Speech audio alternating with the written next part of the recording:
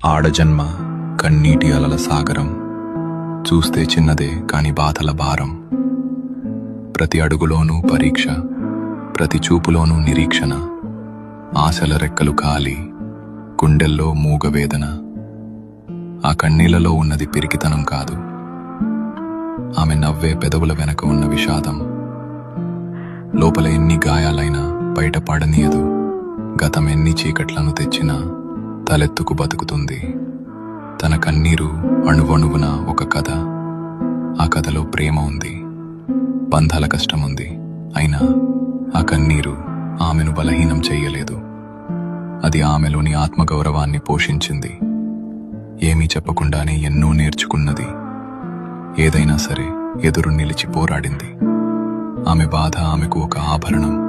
అది ఆమె గర్వం, ఆమె నిజమైన అందం. ఇది ఒక ఆడపిల్ల కన్నీరు.